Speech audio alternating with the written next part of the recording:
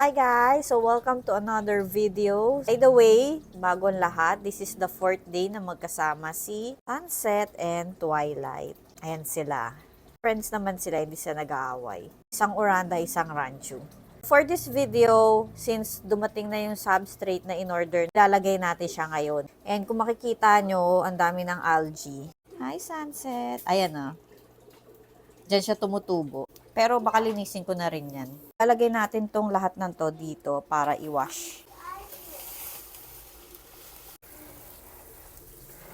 Sabi talaga sa description, this is a lava rock. But I am not 100% sure. Do you think ba ito is lava rock or river sand?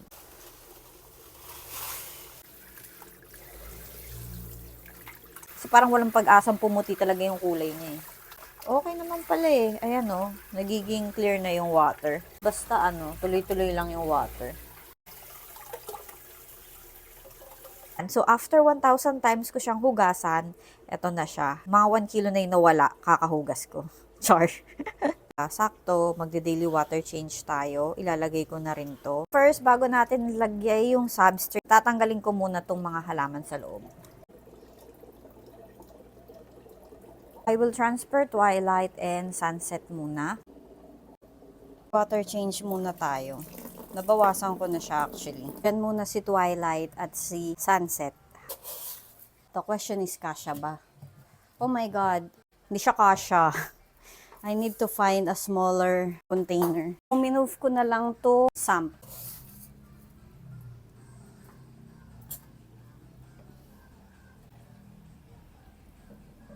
Lalagyan ko na siya ng water and lalagyan ko na rin siya ng anti-chlorine.